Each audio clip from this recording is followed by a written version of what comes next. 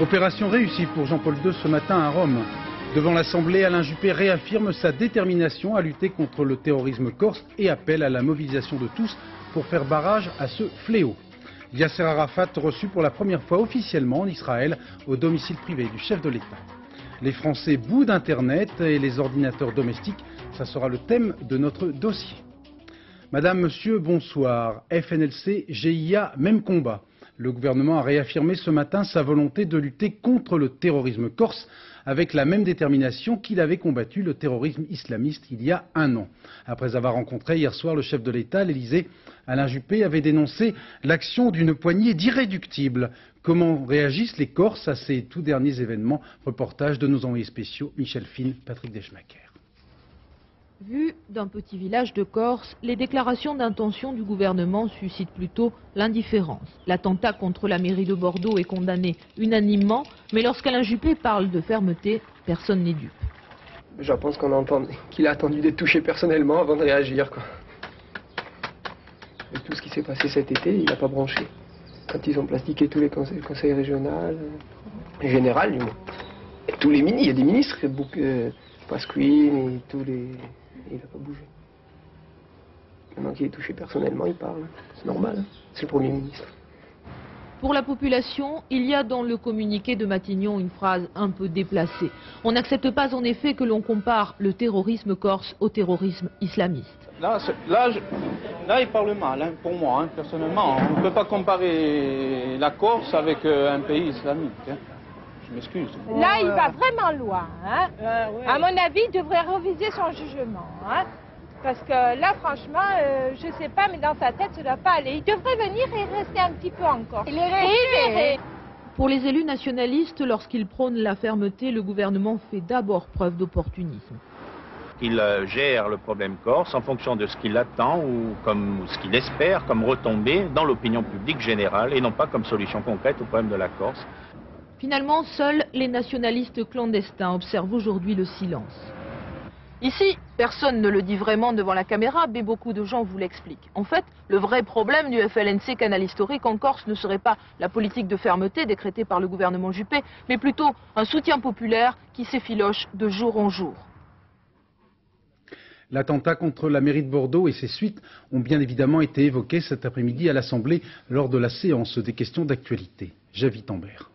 Le Premier ministre réclame la solidarité du pays et il le dit. Le ton se voulait solennel aujourd'hui à l'Assemblée. Pour faire barrage à ce fléau que constituent la violence et le terrorisme, il ne peut y avoir d'autre remède efficace que la mobilisation, la solidarité et la cohésion de tous.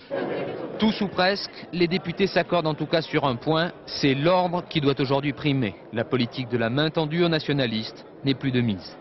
Le dialogue depuis un certain temps a été engagé, il semble bien que ce sont les autres qui n'en veulent pas, point final. On a laissé penser au FLNC, quelle que soit la mouvance, qu'il pouvait tout exiger de l'État républicain, et il l'a cru. Alors aujourd'hui, on lui fait comprendre que c'est fini, il était temps. Et si l'impatience des uns a été comblée, d'autres, au sein même de la majorité, veulent aller plus loin sur le terrain économique. Est-ce qu'il ne serait pas temps qu'on cesse de faire des cadeaux à la Corse? Je parle de tous les cadeaux fiscaux, puisque chaque fois qu'on fait un cadeau fiscal supplémentaire, il y a des bombes supplémentaires qui sont déposées, et même plus simplement en Corse, même en métropole. L'opposition, quant à elle, se veut solidaire dans la lutte contre la violence, mais elle s'interroge. Il faudrait que le gouvernement puisse nous dire quelle est sa politique en Corse. Parce qu'il a tellement changé de discours, de méthode et de politique que bien souvent on n'y comprend plus rien. Cet après-midi, le Premier ministre a en tout cas promis la fermeté à l'égard du terrorisme et sa majorité a applaudi le discours en attendant les actes. Seule vraie fausse note dans le concert quasi unanime de la classe politique dans son soutien à la détermination gouvernementale. La réaction de Jean-Marie Le Pen qui accuse Alain Juppé, je cite, de multiplier les rodomontades après avoir suivi une politique de connivence, voire de complicité avec les nationalistes corses. Arlette Chabot, c'est donc l'affrontement maintenant entre le gouvernement et les nationalistes corses après une période d'observation, de réflexion, voire d'hésitation. Le ministre de l'Intérieur avait entrouvert la porte des négociations, une porte claquée assez violemment cet été par Alain Juppé. Oui, il faut tout de même rappeler que face au dossier corse, au fond, tous les gouvernements ont manié successivement ou en même temps répression, dialogue et modification institutionnelle sans obtenir de résultat. Alors c'est vrai qu'à l'automne 95, des membres du ministère de l'Intérieur ont repris des contacts noués sous le gouvernement précédent avec des responsables de la Concolta, proches du FLNC, canal historique. Leur analyse, le mouvement autonomiste est affaibli, ses leaders sont fatigués et leur assurer une sortie honorable permettrait à terme d'arrêter complètement les attentats. Cette opération de discussion a échoué parce que ces contacts ont accentué les divisions entre nationalistes, provoqué des règlements de compte à coups d'attentats de plus en plus violents, agacé les élus de l'île et enfin la démonstration de force des clandestins en janvier a été jugée inacceptable. Et donc le dossier Corse est revenu à Matignon avec une ligne claire, réaffirmée solennellement par le Premier ministre en juillet en Corse même. La fermeté d'abord, la Corse doit être une zone de droit, ensuite le dialogue avec les nationalistes mais sans modification institutionnelle et enfin le développement économique. Conséquence logique de cette attitude extrêmement ferme et intransigeante, eh bien fin du dialogue discret, des arrestations et donc la radicalisation des clandestins, la multiplication des attentats cet été en Corse et puis sur le continent pour frapper plus fort. Après l'explosion de Bordeaux, donc, Alain Juppé a lancé la guerre et décrété la guerre au terrorisme corse. Il sait qu'il y a derrière lui l'opinion publique de l'île, même s'il y a des nuances, on vient de les entendre, l'opinion publique nationale, c'est sûr, et pour l'instant, l'approbation des responsables des autres partis politiques. Mais tout le monde sait, et le gouvernement aussi, qu'il lui faut gagner cette guerre, et ce n'est pas sans risque, et que si même le retour à l'ordre est indispensable, il ne sera pas suffisant pour régler le problème corse. Merci. Tutto va bene. Le pape a subi avec succès ce matin dans un hôpital romain l'ablation de l'appendice. Son chirurgien a démenti catégoriquement l'existence d'une quelconque tumeur. À Rome pour France 2, Alain de Chalfon. Vous l'avez constaté avec moi, il y a un petit problème technique sur le reportage que nous a fait parvenir Alain de Chalfon de Rome que je vous propose de découvrir maintenant. Les genoux dans la boue, les yeux rivés sur la chambre du pape, ce prédicateur américain remercie le ciel. Il est 10 h ce matin, l'opération s'est terminée une demi-heure plus tôt et déjà le bruit court que tout s'est bien passé. Rumeur confirmée peu après par le professeur Cuccitti, chef de l'équipe chirurgicale. L'intervention a confirmé le diagnostic clinique d'épisodes récurrents d'inflammation de l'appendice, déjà mis en évidence. L'exploration régionale nous porte à exclure une nouvelle fois tout autre type de pathologie. Et le professeur de préciser à ses sceptiques de journalistes que tous les bruits concernant une tumeur intestinale du pape sont sans fondement pour finir par cette réflexion exaspérée, mais il n'y a pas de secret. La nouvelle du bon résultat de l'opération se répand aussitôt dans une ville qui vivait depuis dimanche au rythme de l'hôpital Gemelli. Soulagement des habitués de la place Saint-Pierre. Je suis tellement heureuse, je lui veux du bien au pape. Il est dans les bonnes mains. Pardon ? Il est dans les mains de Dieu. Il va se rétablir et les catholiques l'aiment beaucoup. Oui, on l'aime beaucoup, notre pape. En croire ses médecins, le pape va donc être soulagé de ces malaises, fièvres, douleurs qui le minaient depuis Noël dernier. On veut croire à Rome que l'on s'est montré trop sceptique, trop inquiet, mais il reste tout de même un doute, notamment en raison de cette maladie de Parkinson dont souffre le pape et qui n'est plus désormais un secret d'État. Nous vous parlions hier des battues organisées pour retrouver le petit Damien, âgé de 11 ans, qui avait disparu dimanche soir de son domicile dans le Médoc après avoir été vu en compagnie d'un SDF. Damien a été retrouvé vivant dans une gare de la région parisienne. L'enquête devrait permettre de déterminer ce qui s'est passé exactement. Reportage François Privat, Florence Bouquia et Yann Jiquel. Damien, sous la protection des gendarmes. C'est ce matin vers 9 h que l'enfant a été retrouvé dans l'Essonne. Une employée de la petite gare de Saint-Chéron croit reconnaître sur le quai le garçonnet, accompagné de son ravisseur. Elle alerte aussitôt le patron du café voisin. J'y suis allé, j'ai reconnu la personne, puisque moi c'était un client qui venait de temps en temps ici. J'ai vu ce gamin à côté. J'ai posé la question au gamin s'il venait de près de Bordeaux, s'il habitait près de Bordeaux. Il m'a dit oui. J'ai pris le gamin avec moi et je l'ai emmené ici. Et le monsieur qui était avec lui, vous avez laissé faire? Il m'a laissé faire, il n'a pas bougé. Et je sais qu'après il s'est enfui, c'est le long du quai, à pied. Le ravisseur tente alors de rejoindre sa vieille caravane dans un camping de Saint-Chéron. C'est d'ailleurs là que Damien a vraisemblablement passé ses 2 dernières nuits. Très vite, les gendarmes arrêtent l'homme. Âgé de 42 ans, il connaissait bien l'enfant qu'il croisait à chaque vendange dans la région bordelaise. Damien semble donc avoir suivi sans résistance cet homme qui avait déjà un lourd casier judiciaire. Il semble qu'il ait des antécédents judiciaires et qu'il ait purgé une peine pour des faits de violence. Des violences sexuelles, Damien en a apparemment subi, d'après les premières expertises médicales. Or, son ravisseur a déjà été condamné 4 fois pour attentat à la pudeur, dont 2 fois de lourdes peines de 5 et 7 ans. Le procès de l'église de Scientologie à Lyon. Le tribunal correctionnel rendra son jugement le 22 novembre. Hier, le procureur avait requis des peines de prison avec sursis à l'encontre des principaux prévenus. Aujourd'hui, la parole était à la défense. Compte rendu d'audience, Dominique Verdeillan, Dominique Merlin. Comme l'ensemble des victimes, les parents de Patrice Vic, l'adepte qui s'est suicidé, ne cachent pas leur déception. Les plaignants attendaient que le procureur requiert de la prison ferme, alors les associations espèrent qu'au moins le procès aura une valeur dissuasive. S'il y a encore quelqu'un qui se fait piéger par la Scientologie, alors là, je baisse les bras. Parce que tout le monde saura ce que c'est.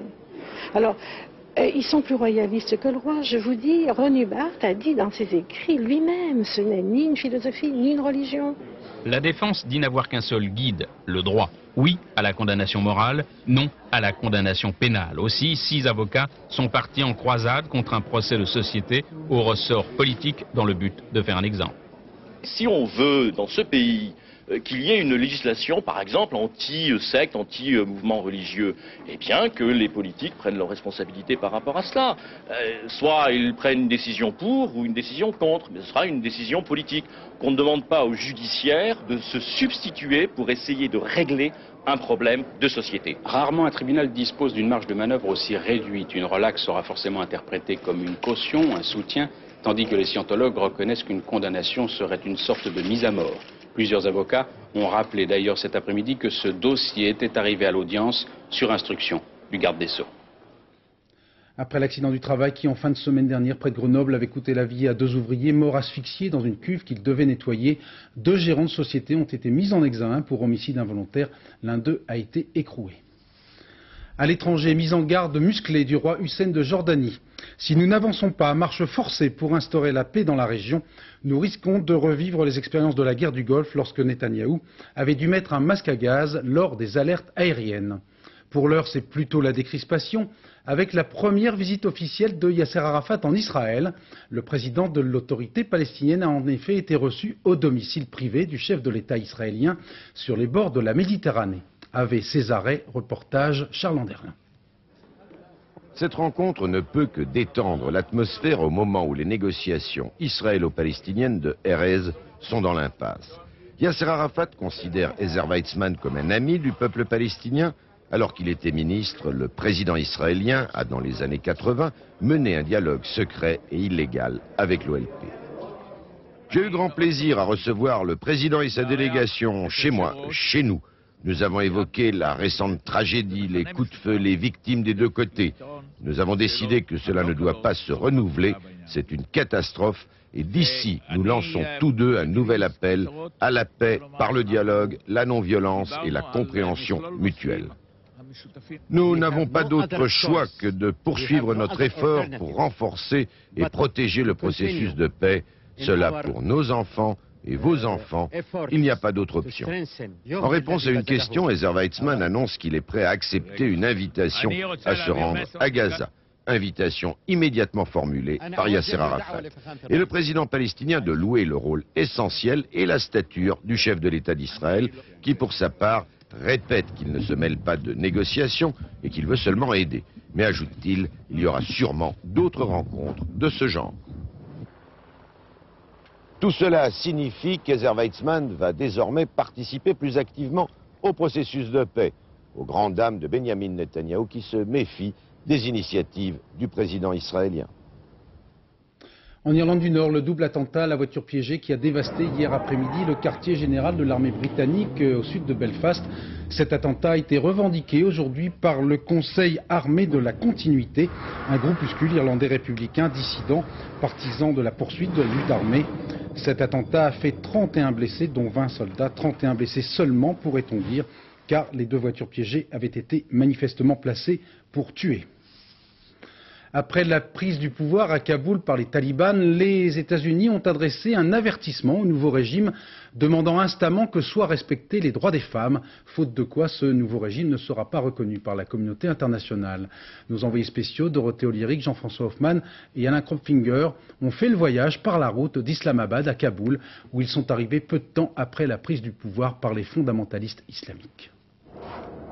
Depuis le retrait des soviétiques, cette route était aux mains des moudjahidines. Aujourd'hui, les nouveaux maîtres de cette terre sont talibans.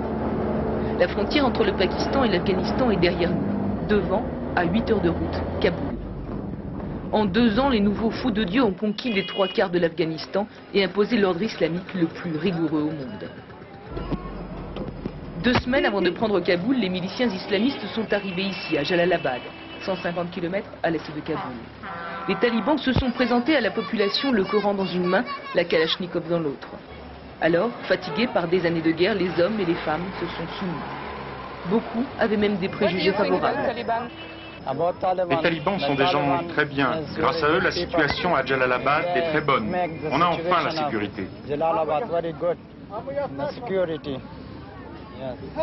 Et avant, c'était comment?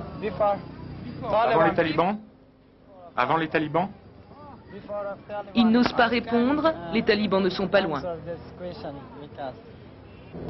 À Kaboul aussi, ils ont peur. Les talibans sont partout. Chaque jour, depuis la chute de la capitale afghane, ces moines soldats édictent de nouvelles règles.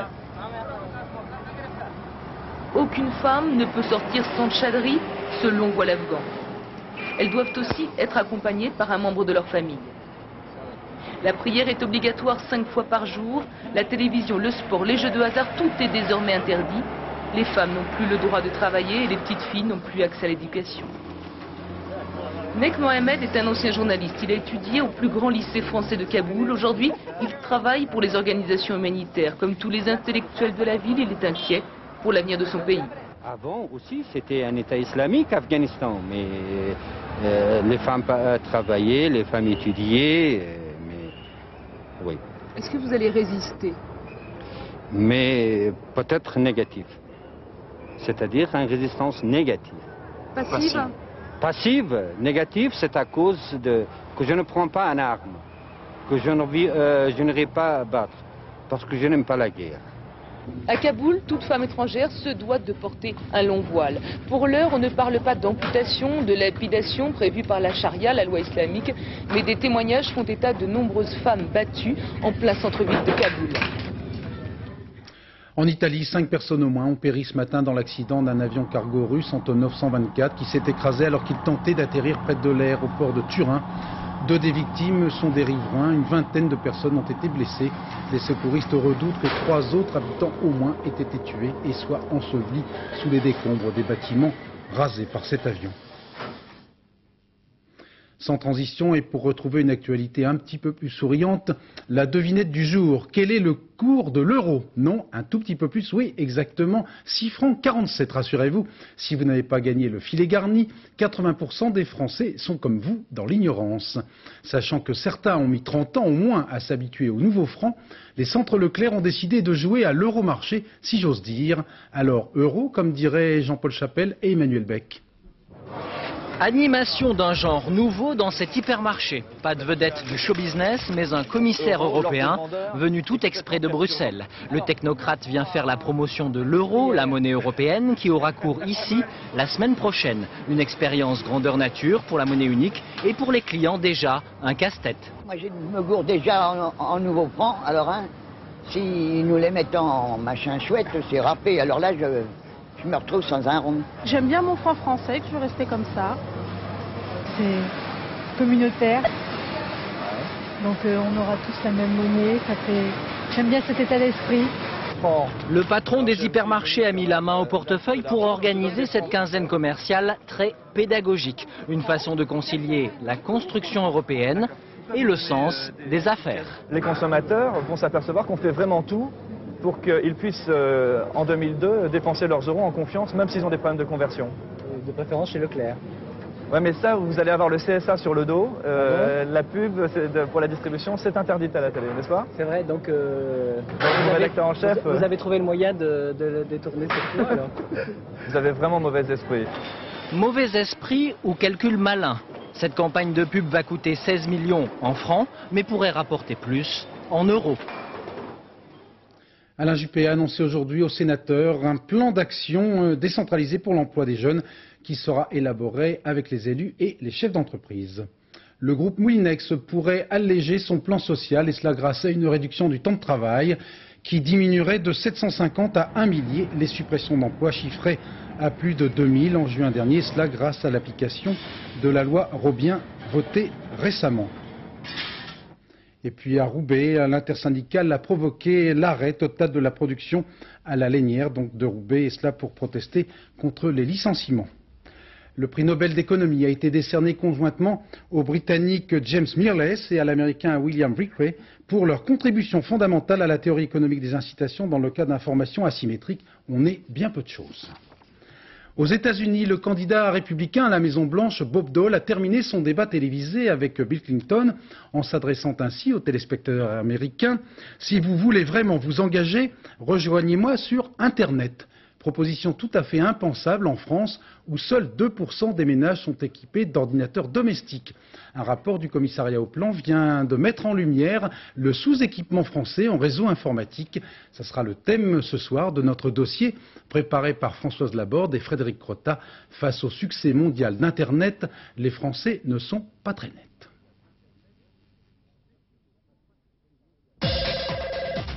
Téléphone, télévision, ordinateur, bienvenue dans le monde virtuel où peu de Français s'aventurent. Moins de 200 000 foyers sont abonnés au réseau Internet. Aux États-Unis, ils sont 8 millions à surfer sur le web, selon la formule consacrée. Pour la plupart des petits Français, l'ordinateur n'est souvent qu'une matière apprise à l'école, avec l'aide parfois hésitante du professeur. Aux États-Unis, l'ordinateur personnel est obligatoire au même titre que les livres scolaires.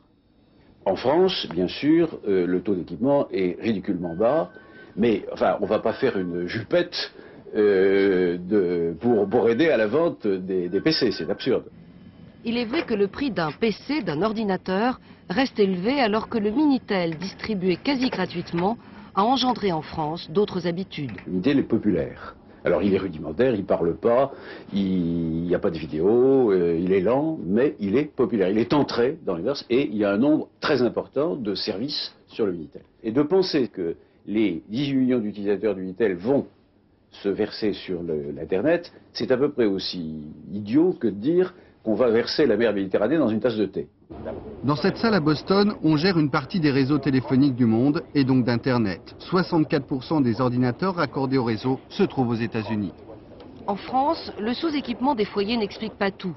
Les Français ont une relation difficile avec la communication en réseau, une réticence quasi culturelle. Je pense que c'est uniquement culturel. Ce n'est certainement pas technologique. La France est un des pays les plus avancés du monde. Sûrement pas économique. Votre pays est en bonne santé. C'est à 100% culturel. Vous avez une vision si traditionnelle, si hiérarchisée de la société, que vous êtes le pays le moins ouvert à Internet. Les jeunes comme les vieux n'ont pas encore acquis cette culture. Réticence culturelle sans doute, barrière linguistique sûrement. L'accès à Internet demande quelques notions d'informatique et de vraies connaissances en anglais. En France, Internet a d'abord été considéré comme un gadget, ou pire, comme un instrument incontrôlable, avec ses scandales, réseaux de prostitution, piratage de livres ou trafic de médicaments. Aux États-Unis, il est avant tout considéré comme un outil de conquête commerciale aux formidables possibilités. Aujourd'hui, pourtant, certaines entreprises françaises se lancent, à commencer par les grands voyagistes qui proposent leur catalogue sur le réseau mondial via Internet. Donc c'est pas du tout un gadget, c'est un plus pour le client et ça permet aussi à notre groupe de développer notre activité internationale et d'être en contact avec tous les clients au niveau mondial. Aujourd'hui en France, les adeptes d'Internet se retrouvent le plus souvent au café, un peu comme autrefois on allait y regarder la télévision, faute de poste à domicile. Ici se croisent des jeunes et des moins jeunes. Tous sont branchés sur le réseau mondial dans une tradition bien de chez nous, le bistrot.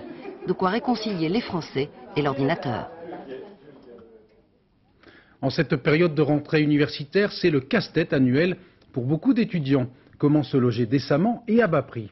Cette recherche s'apparente souvent à un véritable parcours du combattant, comme l'ont constaté Léo Lamberton et François Mazou dans les pas d'une étudiante à Montpellier. Découverte de Montpellier en urgence. Christelle Lanvers fait partie des étudiants en galère. À quelques jours de sa rentrée, elle n'a toujours pas trouvé où loger. Ça devient urgent ou pas? Oui, c'est pour la semaine prochaine, pour lundi prochain, c'est très urgent. Vous n'avez rien trouvé pour l'instant? Je suis arrivée à midi, donc j'ai pas encore eu trop le temps de regarder à part ici. Je vais aller visiter des studios et puis je vais voir. Comme la plupart des 59 000 étudiants montpelliérains, Christelle aurait bien aimé être hébergée en cité universitaire. Pour 650 francs par mois, elle aurait eu une chambre meublée. Le problème, c'est qu'il n'y en a que 6 000 à Montpellier. Sur Montpellier, l'année dernière, on a eu 12 000 demandes. Et donc vous avez pu satisfaire 8 000 maintenus à la rentrée en septembre dernier, et donc pour 5 500 chambres. Et que font les 2000 autres alors? Eh bien, je pense qu'ils trouvent à se loger en ville. Mais en ville, Christelle n'a pas trouvé grand-chose. Les studios dans le centre sont partis comme des petits pains. Il ne reste que les résidences pour étudiants. Voilà, donc là vous avez un studio type avec la kitchenette dans le hall d'entrée. Des immeubles construits par des propriétaires privés, ils sont certes plus luxueux que les cités universitaires, mais aussi plus onéreux. Celui-là fait 1 900 francs hors charge, ce qui fait à peu près 2 150 tout compris, mais c'est un des plus chers parce qu'il est très grand. Ils sont très propres, ils sont beaux, mais moi c'est l'environnement qui me les va, ça fait cité une fois. Alors je me dis autant payer 1000 francs de moins et puis être dans cité une. Christelle s'est donné 2 jours pour trouver un nid qui lui convienne. Elle nous a dit avoir bon moral. Nous lui souhaitons bonne chance. L'équipe de France de football rencontre demain celle de Turquie en match amical. 8 des 18 joueurs français présélectionnés pour ce match évoluent actuellement dans des clubs étrangers. Pourquoi cet exode massif? Réponse Yann Lavoie. Ils sont partout, les joueurs français. Ils marquent des buts sur presque tous les terrains d'Europe, sous les maillots des meilleures équipes anglaises, italiennes, espagnoles ou allemandes. Le français est d'autant plus à la mode qu'il est bon et pas cher. Ils sont donc une trentaine à être partis pour le challenge sportif, pour multiplier leur salaire aussi. Je dirais simplement, dès l'instant où on part à l'étranger et qu'on discute en net, par rapport à la France où on discute en brut, déjà on peut multiplier par 2. C'est à l'étranger qu'on gagne le plus d'argent, mais c'est en France, avec 56,8%, qu'on paye le plus d'impôts. Notre ministère des Sports fera peut-être bientôt adopter un nouveau système fiscal en faveur des sportifs de haut niveau. Mais le vrai paradis fiscal, les joueurs le trouvent en Italie. C'est les clubs qui prennent en charge les impôts des joueurs. Donc à partir de moment, c'est vrai que vous n'avez pas le souci d'impôt, mais vous n'avez pas en Italie pour pas payer d'impôts. Je crois que tu vas en Italie pour t'éclater. Financièrement, les clubs français ne peuvent pas retenir leurs meilleurs joueurs, et ce malgré leurs bons résultats. Même le budget du PSG paraît mince comparé à celui du Milan AC. Il faut dire aussi qu'à l'étranger, les clubs font face à des charges sociales et patronales moins élevées qu'en France. Autre explication au départ multiple de nos joueurs vers l'étranger, l'environnement. Des stades pleins, des ambiances survoltées, et cela à tous les matchs. Voilà ce que veulent vivre nos joueurs, et ils le trouvent ailleurs. Avec un peu plus de 13 000 spectateurs de moyenne par match, le foot français, c'est vrai, a du mal à rivaliser avec ses voisins. C'est sûrement une question d'éducation.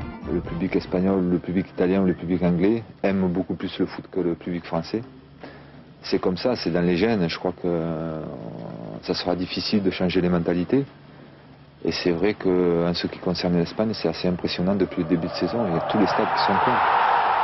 S'il y a moins de spectateurs en France, il y a forcément moins de téléspectateurs aussi pour regarder du foot à la télé. Du coup, les droits de retransmission ne rapportent que 500 millions de francs au foot français, soit 5 fois moins qu'en Angleterre. Qu'il y ait des recettes supplémentaires possibles, très certainement. On discutera un petit peu avec tout le monde pour améliorer, soit au niveau des droits télé, soit au niveau du marketing, soit au niveau des abonnements. On a du retard. Et ce retard, il va falloir vite le combler, car nos clubs et notre championnat seraient en très grand danger si 30 nouveaux joueurs venaient encore à s'expatrier l'année prochaine. Après Bernard Tapie qui fait son cinéma, voici Michel Noir sur une scène de théâtre. L'ancien maire de Lyon, qui a lui aussi quelques ennuis avec la justice, se lance sur les planches. Il répète actuellement une pièce de Tchekhov dans un théâtre de Grenoble, la ville d'Alain Carignon. Reportage Didier Guyot, Olivier Jacquelin. Ainsi, par ma faute, vous êtes tous à bout, vous vous ennuyez, vous perdez votre jeunesse, et moi je suis le seul à jouir de la vie et à être content. C'est ça, non? Tais-toi, tu me tortures! Michel Noir, en hibernation politique pour cause d'ennuis judiciaires, a donc revêtu les habits de comédien. Le voici devenu le professeur Serebriakov dans Oncle Vania de Tchekhov, une pièce cruelle sur la résignation des hommes. Michel Noir avoue avoir toujours été passionné par le théâtre. Aujourd'hui, il se frotte à la réalité, une réalité qui n'est pas très éloignée du monde politique. La vie, c'est un théâtre, la politique est un théâtre où obligatoirement on doit avoir envie de convaincre, on doit mettre en scène ce qu'on a à dire et on doit surtout rencontrer l'autre. L'apprentissage ici, c'est vraiment l'humilité. Quand je vois l'immensité de ce travail de comédien qui, 6 heures par jour, pendant 2 mois, travaille un texte, moi je suis admiratif. Là, il ne faut pas faire sans arrêt ça, si tu veux, parce que c'est ça qui fait un faux rythme. Autrement, bon, c'était un peu tendu, parce que, du coup, comme vous avez parlé plus fort, vu qu'on vous a dit de parler plus fort... Qu'est-ce qu'on dit ? Le personnage qu'il incarne est un professeur tyrannique qui ne provoque autour de lui que haine et jalousie. Un rôle qu'il accepte volontiers. Le pari est audacieux. Je ne le prends pas en tant que comédien. Moi, je prends un peu comme une quintessence du politique. On dit tout le temps les politiques c'est des bons comédiens, enfin c'est des comédiens. Je prends ce côté comédien du politique comme une quintessence et j'essaie de l'utiliser un peu comme une abeille ferait du miel, quoi. La première, le baptême du feu, aura lieu le 16 octobre prochain à Aurillac. Puis ce sera Grenoble et enfin Lyon, une étape que Michel Noir attend avec délectation. Georges Pompidou avait lancé Beaubourg, Valéry Giscard d'Estaing le musée d'Orsay, François Mitterrand le Grand Louvre. À son tour, Jacques Chirac a défini hier son grand projet, le musée des civilisations et des arts premiers, qui sera installé dans quelques années au palais de Chaillot. Un vaste projet qui suscite déjà une polémique avec entre autres la grogne de certains responsables du musée de l'Homme et le déménagement obligé du musée de la Marine. Reportage Gérard Dalmas, Bernard Puissosso. Par ses jets continus de visiteurs, scolaires ou savants, le musée de l'Homme est mondialement célèbre, souvent imité, jamais égalé. Arrimé à tribord dans le même bâtiment du palais de Chaillot, sur la colline du Trocadéro, le musée de la Marine, 200 000 entrées. Mais la Royale vient de perdre la bataille du Troca. La vitrine de l'histoire des navires va devoir lever l'ancre vers un port d'attache inconnu. Parisiens, tonnent les amiraux, la galère commence. Musée de l'Homme, 300 000 entrées annuelles, sorte de musée du genre humain, l'aventure des primates supérieurs que nous sommes. Regardez, en orangé, musée de l'Homme. Partie turquoise au rez-de-chaussée, musée de la Marine. Assuré, mélange des bureaux des deux. Oubliez tout cela. À part le morceau orangé qui reste aux 3 laboratoires du musée de l'Homme, l'aile Passy reviendra en violet au nouveau musée. Ce futur établissement, c'est la première grande volonté culturelle du septennat Chirac. Cet art était en quelque sorte l'exclu, l'oublié de nos musées, de notre culture occidentale. Archéologue dans l'âme, le président affiche depuis longtemps sa détermination, je cite, d'honorer les arts primitifs dans la capitale comme il le mérite. Porte Dorée, le musée des arts africains et océaniens sera vidé de ses 24 000 pièces, en particulier les 276 objets du Nigeria récemment acquis. Et puis surtout, le second fournisseur du nouveau musée sera le principal et actuel occupant des lieux, le musée de l'Homme, les collections d'ethnologie, 250 000 objets. C'est là que réside la polémique. Les nombreux chercheurs et leurs partisans du monde entier sont inquiets. Les objets ethnologiques, exemple ceux des habitants du Groenland, n'auront plus de sens s'ils sont isolés de leur environnement reconstitué. Je ne veux pas enlever toute la valeur esthétique de cet objet, que tout le monde a reconnu, y compris Picasso, y compris Miro, mais je pense que de le sortir de son contexte en ferait un objet vide, alors que c'est un objet plein, et que finalement on en fera un objet mort, alors que c'est un objet vivant si on le met dans tout le contexte de sa culture. Au Louvre, une installation groupant la crème de la crème des arts dits premiers sera mise en place en attendant la grande ouverture du nouveau musée au Trocadéro au début du 3e millénaire. Suite des collections prêt-à-porter pour l'été 97 avec les adieux à la mode parisienne et plus précisément à la maison Dior de l'italien Gianfranco Ferré qui a décidé de tourner la page française après 8 années de bons et loyaux services. Reportage Nicole Cornu-Langlois, Pierre Moscovici. Entré avec fracas et triomphe aux commandes de l'un des plus beaux fleurons de la mode française il y a 8 ans, ce géant italien surdoué repart sous les applaudissements, dédié à une collection plus classique, mais très vive, très sensuelle, avec ses fourreaux fluides aux couleurs d'arc-en-ciel. Des robes qu'il a travaillées, soignées, rectifiées jusqu'au dernier moment, apparemment apaisées. Non, je suis très tranquille, Sam. C'était plus émouvant quand j'ai pris la décision, ça fait maintenant 4 mois, maintenant ça passe régulièrement. On quitte des gens, on ne quitte pas quelque chose d'astral. Comme un hommage aux valeurs sûres, voici ces grands thèmes revisités. Les rayures tennis qui accentuent la géométrie du buste, le féminin masculin, la rigueur. Vous dansez, mademoiselle? Et tout à coup, la perversité d'un bustier guêpière en cuir sur organza transparent, comme ces chemisiers blancs qui furent l'un de ses titres de gloire et qui se sont affinés à menuiser. Il reprend le style safari avec l'imprimé Panthère, audace de Christian Dior en 1947, mais qu'il rajeunit pour son cinquantenaire. L'empreinte Gianfranco Ferré restera dans ses motifs canages en veste, en robe ou en cuir étoile pour les sacs, inspirés des chaises dorées cannelées des défilés Dior. Et maintenant, que prépare-t-il? Ce sont des surprises, ce sont encore des secrets. En tout cas, pas dans la mode. En attendant, voici un final en gerbe de fleurs avec du muguet Dior pour vous porter chance, ainsi qu'à votre probable successeur, John Galliano. Vers minuit, le dernier journal, Philippe Lefebvre. Demain, dans les 4 vérités, à 7h50, Gérard Leclerc recevra Pierre Mauroy. Dans un instant, la météo. Sophie Davant, ça s'améliore à l'est et ça se dégrade à l'ouest. Demain, l'édition de 13h, présentée bien sûr par Patrick Chen, consacrera son dossier à la bande dessinée avec Uderzo pour invité. J'aurai quant à moi le plaisir, que j'espère réciproque, de vous retrouver à 20h demain. Excellente soirée, merci.